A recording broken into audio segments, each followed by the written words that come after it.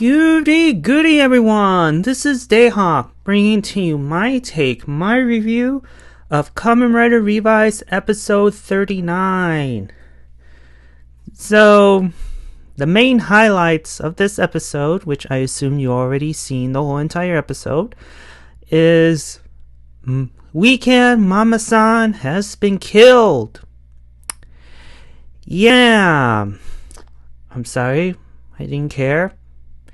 And then you have Ikki's conditioning worsening because when Junpei tells him that, hey, once the family's back together and all this war business is over, we're going to go back to the hot springs. The same hot springs we went to the first time. And Ikki's like, huh? And Vice is like, uh-oh.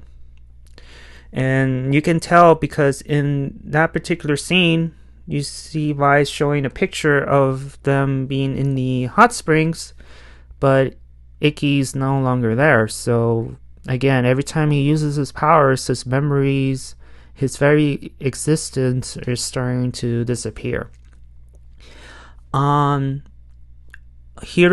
forgives George.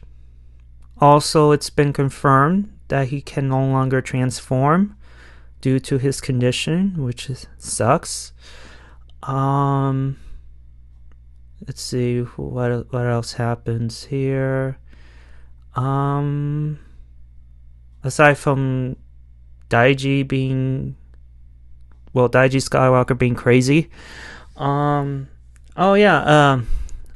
Akaishi is giving out propaganda videos of how the Weekend is evil.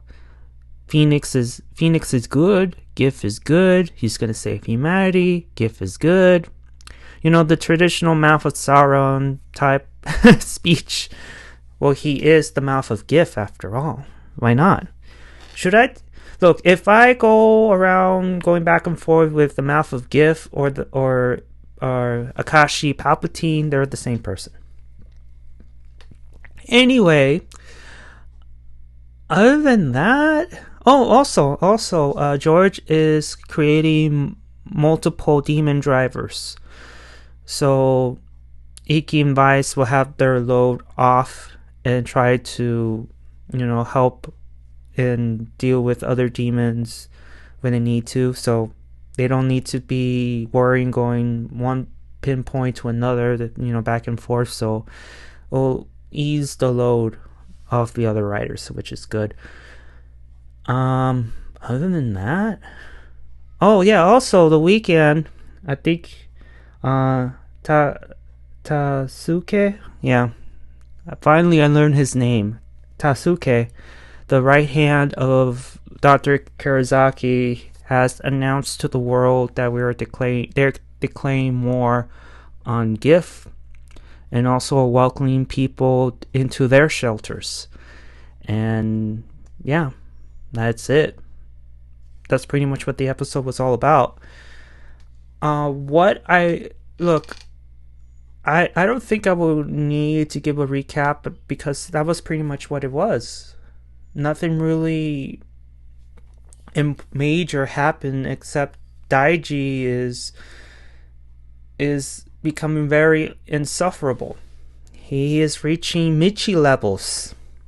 And for those who've seen Gaim, you know what I'm talking about. He is becoming insufferable. He's getting there, but he has an excuse though, because Kagero has been destroyed. His good side is out of balance. Everything he sees, he believes he's doing God's work. That's pretty much it. And there's different variations of this, because I thought that with Kagero gone, his good side would be all like, oh, I can't fight. Fighting is bad. I can't kill a bug because it's bad, being all holier than thou type of thing. All goody goody. And vice versa. If Kagero would have won, he is full-blown dark side, causing chaos and destruction wherever he goes because he doesn't have a good side anymore, aka Daiji being gone. But it isn't the case. because in this, what they are interpreting with his dark side being gone is that his sense of justice is out of whack. You know, he's pretty much becoming Anakin Skywalker, like I said earlier on, because he's acting Revenge of the Sith Anakin Skywalker, because he views his siblings as evil. And I want to say this.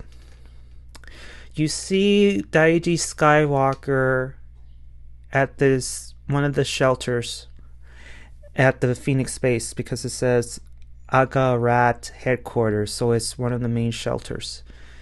And the Mouth of Giff is in disbelief because now that Ikki and Vice has gotten more powerful, the people will rally to them and join the weekend side, which kind of it just doesn't speed up the process of getting people V-stamp and planting them into their shelters, which we don't know yet what the Mouth of Giff is going to do to those people once they're sheltered in one of the Phoenix's shelters. And so you see Daiji being like, look, they don't understand. I will make them understand. And if you and Akaishi Palpatine was like, if you don't make them understand, and Daiji said, I will force them to understand. Ooh, what does that tell you guys? He is bonkers. And you see even more bonkers when he is witnessing the deaths of many civilians, when the demons has infiltrated one of the weekend shelters where Mama-san and the other soldiers were there protecting the civilians. And you see everybody getting killed, and all the while Daiji Skywalker is punching screens and screaming. Oh man, he is starting to become... We need to give him a Darth name already, a Darth title. And I don't know if we could say Darth Daiji or Darth Live, or I don't know. Guys, give me a name. Give me a name. I need to know. Give me a name. Give me a name. And then Akaishi Palpatine does his propaganda, and they still won't listen. Daiji Skywalker's like, you know what? Let me handle this. I'll make them see. I'll make them see. And so he infiltrated one of the main bases and ends up beating up, I forgot his name, but the right-hand man of Dr. Karazaki the weekend, in which I honestly thought that he's gonna throw him overboard off the railings, but it didn't happen. He is announcing to everybody there that I'm here to help everyone. Do not put yourself into any more danger, and please come with me. Accept gift and you'll be saved. Listen to that. If you've seen the episode, listen to that. That's the only path. It's the only path we have left. Please. But then when you have people in the audience down there telling him to shut up, you're a liar, we want you gone, the writers has given us new hope, we reject gift, to the point where one of them out of nowhere, which by the way, this is all, it looks like an underground base, a tunnel. One of them throws a stone at Daiji, and at that point he's like, why, I'm trying to do the right thing. Whatever, take them by force. And you see Ikki and Sakura's like, uh-oh. And they're like telling him to shut up, you're making things worse, because he's gonna snap. But no, he was starting to snap, but the moment he got hit by that rock, he's like, screw this. I'm trying to save you guys, and this is how you treat me? You know what? I'm gonna take you by force. And then we had, at the end of the huge fight between siblings, Hana came into the picture, of course, and all three of them were trying to understand what the hell is Daiji Skywalker doing. We all know that Akaishi Palpatine is using you. Why did you join the enemy knowing what he is doing? And he said that, I'm trying to maintain the peace, and it's your fault. He's casting blame on his own siblings, saying that it's your fault. It's your fault that these people are dying. If you would have just submitted to Giff, none of this would have happened. There was no deaths, no nothing. It's because of you guys. And earlier on, when Sakura was begging him, hugging him, like, what the hell are you doing? Like, this isn't you. And Daiji is like, I didn't change. You guys did. And then the unthinkable happened. Because once Vice deflected Daiji's attack, Ikki and Sakura ran to, they want to approach him. He's hurt. But then next that he pulls out a gun, and at the tail end of the episode, it looked like he was about to shoot. So as you know, Daiji Skywalker has far gone to the dark side that, might as well at the next episode call him by his Sith title, which I don't know. Darth Daiji, Dark Live, which, by the way, I feel that he needs a new suit. He needs a new upgrade, and I wish Akaishi would have gifted him a new power-up. That's just my opinion, because him using Holy Wing doesn't fit in him anymore. It does not. So, yeah, that's just my opinion there. But Daiji Skywalker is becoming insufferable, and he's becoming insufferable. He is to the point where it's like, we need to beat him up. We need Kagero back, something, because he is, you want to like choke him. Like, God, stop. Just stop. Because I don't want to be like, let's kill Daiji off, because he's becoming insufferable. He's becoming stupid. He doesn't think things clearly anymore. He believes everything he's doing is for the greater good, but we all know with Kagero gone, his good side is wacky. Another main highlight of this episode is Hiromi and George. After, telling Hiromi that he's gonna create new copies of the demon drivers, Hiromi asked, like, am I be able to transform? And he said no, because of your condition, you're no longer a Kamen Rider because your health. And then George, in his own way, said, look, I don't expect you to forgive me for what I did to you, but I'm sorry. And here I thought that Hiromi wouldn't forgive him, because again, Hiromi always wanted to be the hero of the story, and he thought that being a writer would be like a step into that direction, but it's been taken away from him due to George's lies, due to Vale sucking out his life force or whatever. And it's just everything was taken away from him, and I assumed he's not going to forgive him. But in his own way, he did forgive him. He took the briefcase, and he just had his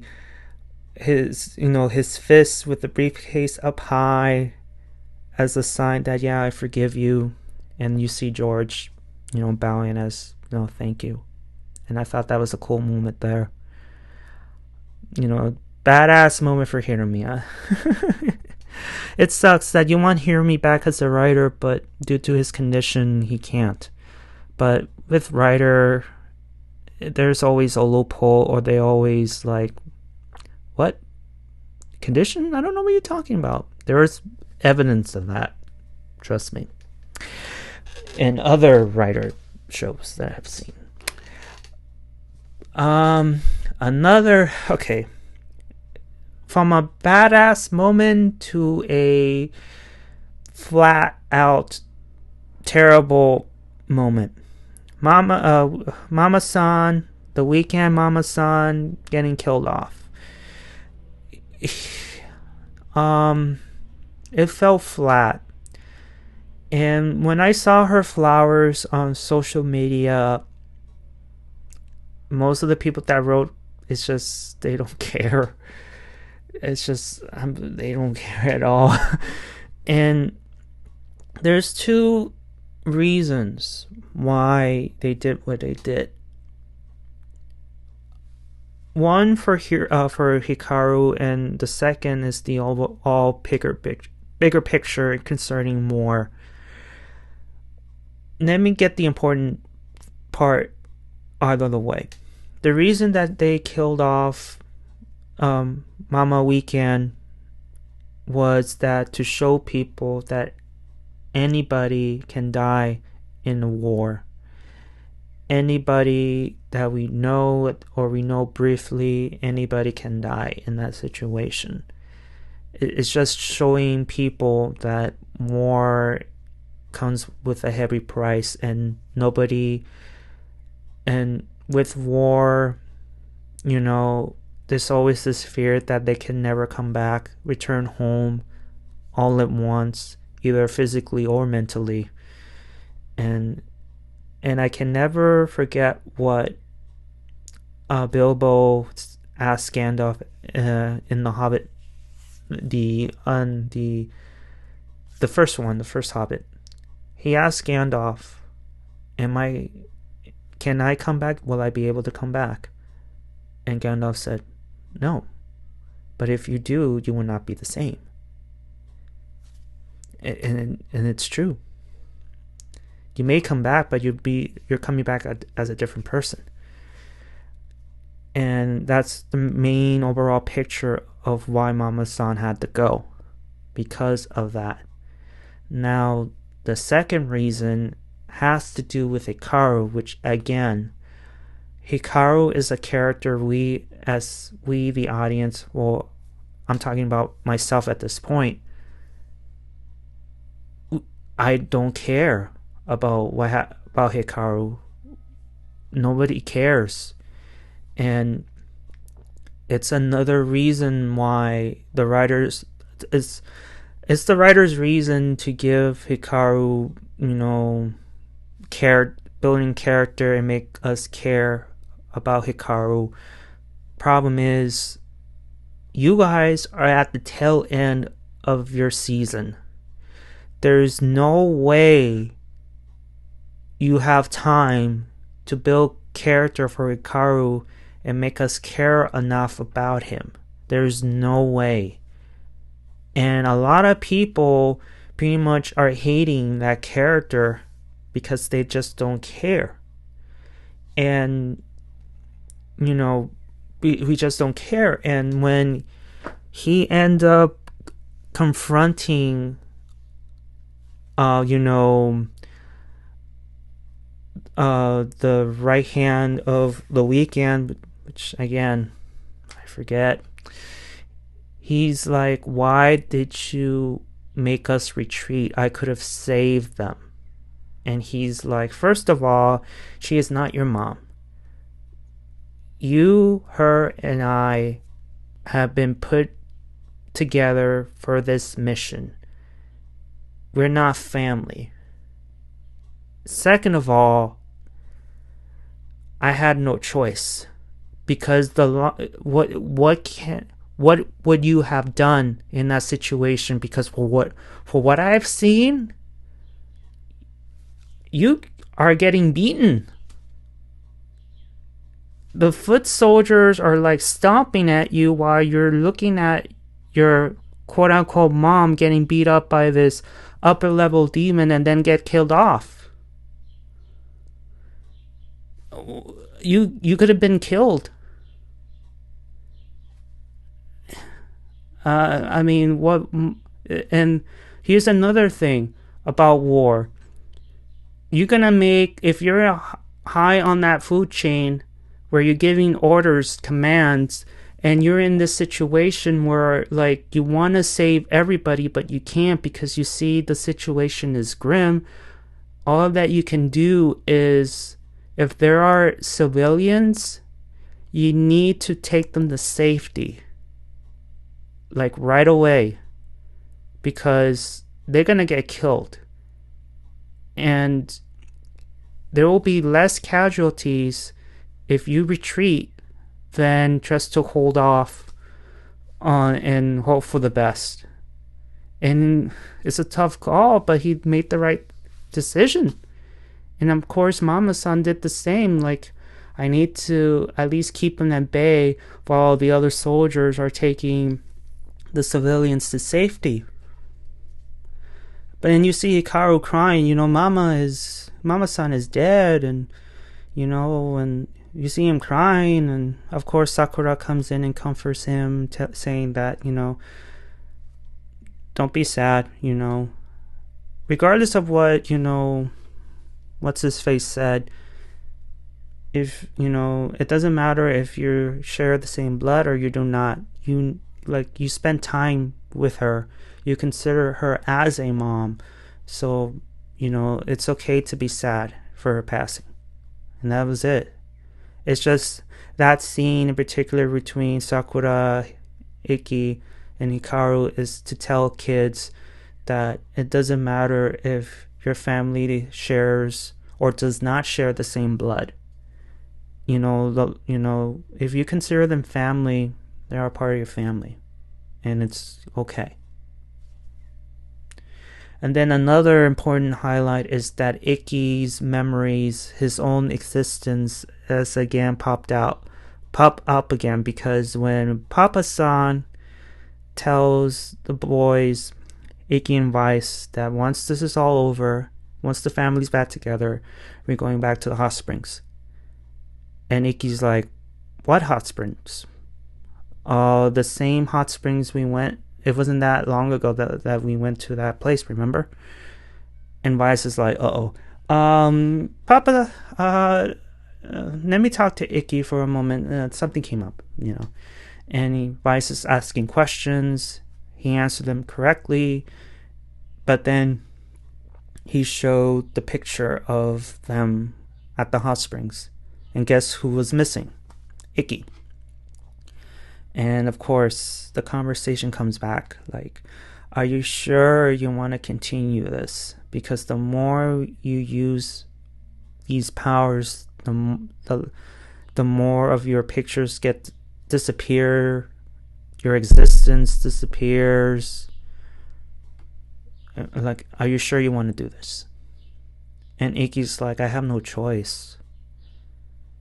There is no choice. There's like, Giff is out there. He wants world domination. There's no way that Giff and mankind are willing to coexist when you have a being who wants to enslave everybody, and all the while humanity wants to keep their peace and freedom?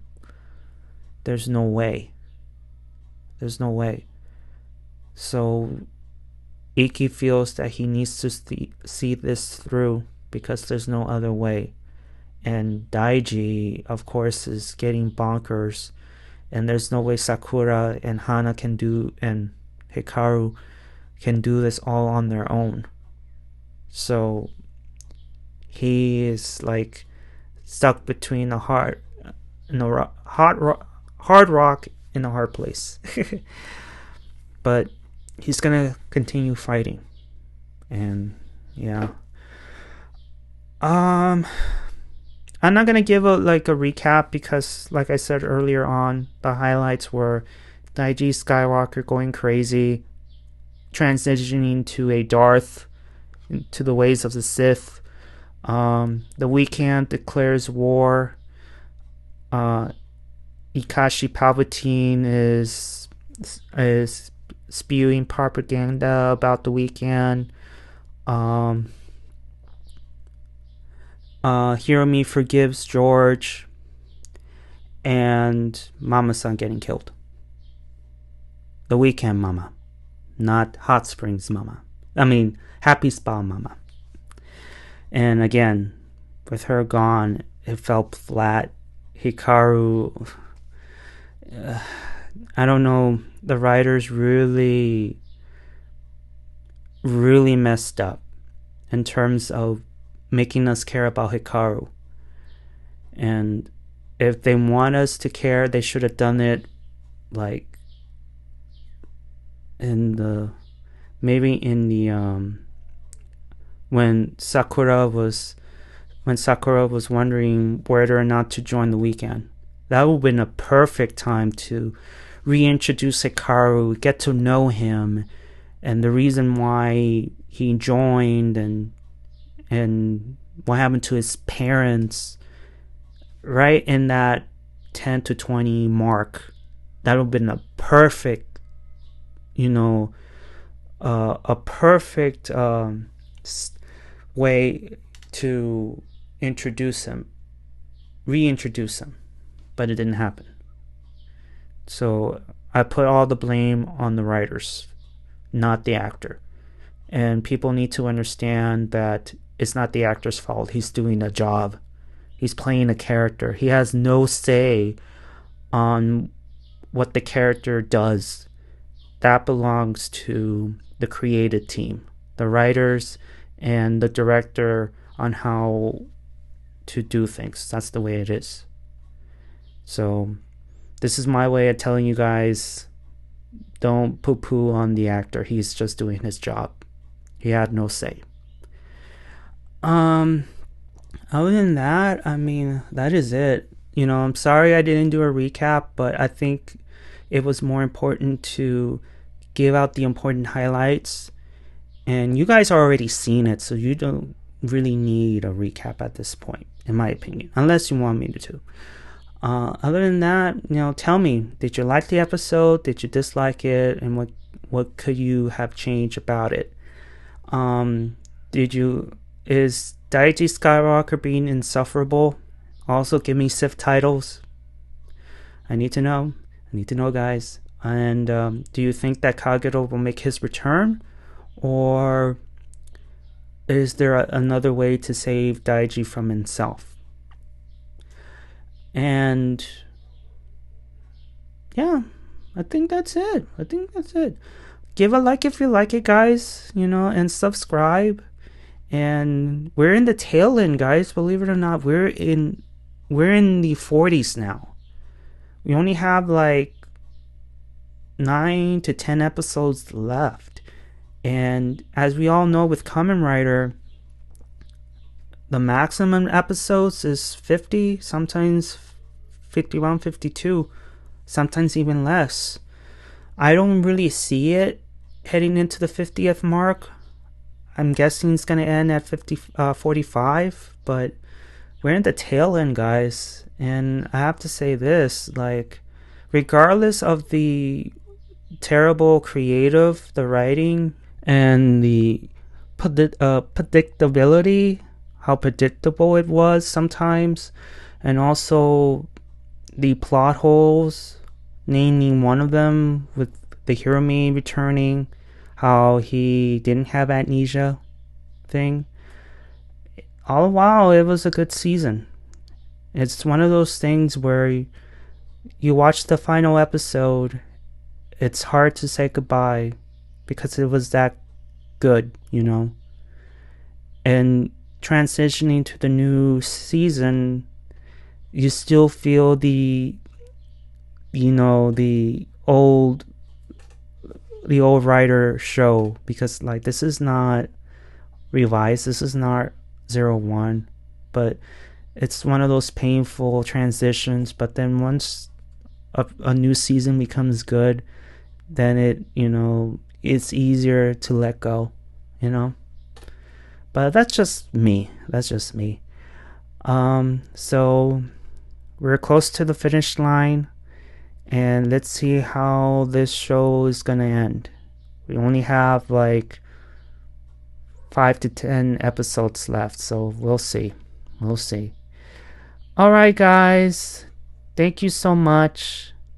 I will see you all on the other side of Oblivion. Also, P.S. give a like and subscribe because it helps. Johnny!